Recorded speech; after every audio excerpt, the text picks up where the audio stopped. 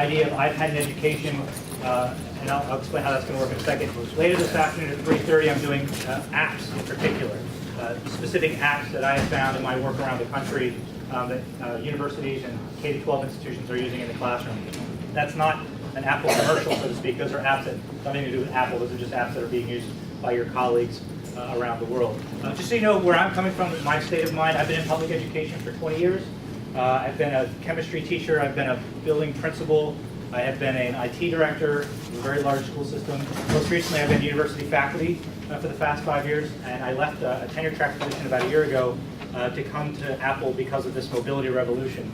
The iPad's sort of a game changer. I'm sure a lot of you are starting to get the groundswell, like this isn't just a hip, trendy, sexy device. There's actually something about its interface and its sort of price point and its ability that's revolutionizing a lot of fields, from autism to commerce and all kinds of different areas that are starting to touch different areas of our lives.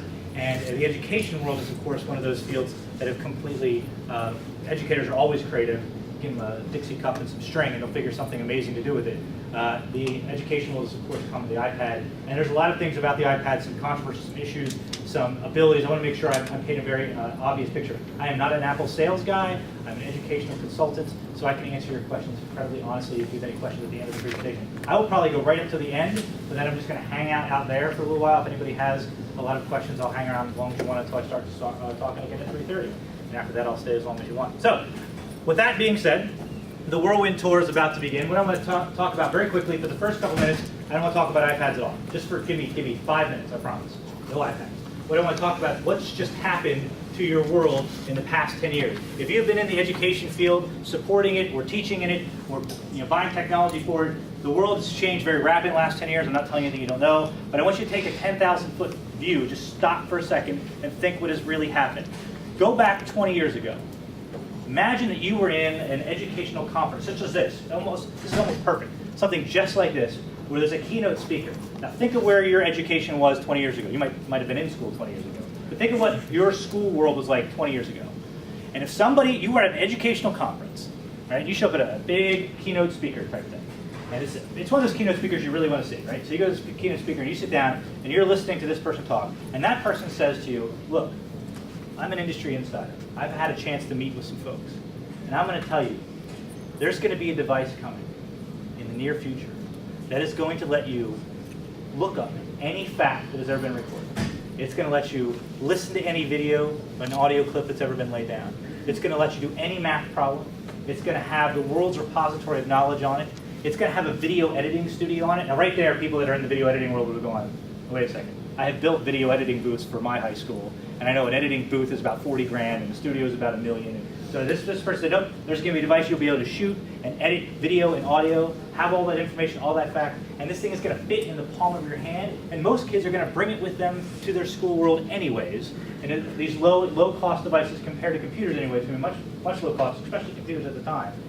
What would you have thought in your brain as this keynote speaker is painting this picture? You'd be thinking, this is going to change everything about my profession. The education world is going to be completely revolutionized.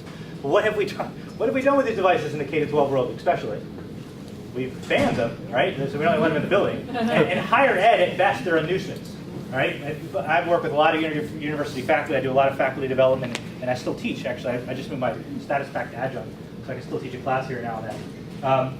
We spend a lot of time worrying about how can we get Facebook turned off? Those darn kids are looking at their phones, not listening to me. We might have a revolutionary teacher that's going to use Poll Anywhere or something, but that's about as advanced as we get. The idea, if you think about it, just step out of your world, whatever world you're in, step out of your world, just think you're an alien visiting the planet. This is the most powerful technological device, and my Apple rep here? No. I'm not speaking about Apple in general, or specific. The internet-connected cellular phone is the most powerful device ever created by man, right?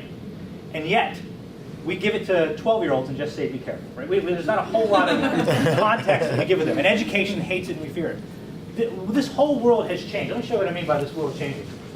And if this is going to sneaking up on us. And I'll describe the graph for those of you that can't see it. This is a graph that shows over the last couple of years how mobile internet access, that is iOS, WebOS, Android, those types of devices, how WebOS is matching up with desktop internet, laptops and desktops. By 2013, mid-2013, we will have more access to the internet through mobile devices than desktop devices.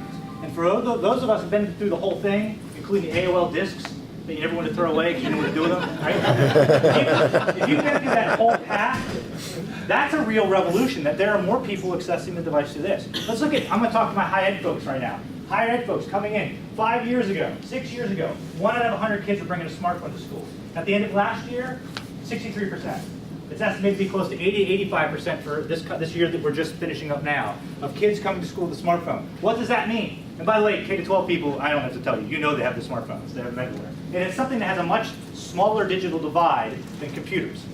Price point is lower, access points are easier, right? What's really starting to happen here, if you think about what it's like to be a kid right now, your whole world is different. Access to information is pervasive. If I'm a 12-year-old, if I'm an 18-year-old and I'm watching a movie and I want to know who that actor is, I just pull out my phone, I go to IMDb, I get the name of the actor, I put it away. If I'm a young parent, I remember my daughter when she was born having a really weird-looking rash. And the first thing I did was call my mom, and my wife's calling her mom, and we're describing, it's red, it's bumpy. We're describing, I was thinking, now what I would do, and my daughter's 19, so we don't do this anymore. So we make her drive herself to the doctor. But what my daughter would do now is she would take a picture of her own rash, upload it to WebMD, and get resident students talking about it in a couple minutes, so she can get a really kind of preliminary diagnosis of what's going on. We have access to information all the time. It is completely pervasive. Our students want to know where their friends are, they know where their friends are, they meet up. If my daughter wants to talk to her friend that lives in China, she can do it face-to-face for free. Just pulls out her phone, and they can have this last night, which kind of freaked me out a little bit. 5 years ago, 10 years ago, I'm spending $80 a minute to talk to my buddy who's vacationing in England for a couple of weeks. That quickly, our world has changed. And education, slightly slow to change, often. They said it's like turning the Queen Mary, and it's like, if you've been in education long enough, and especially if you've been in any central education position, it's like turning the Queen Mary parked in sand. It's just really hard to move. Even if you have a lot of momentum inside the ship, it's really hard to get things going.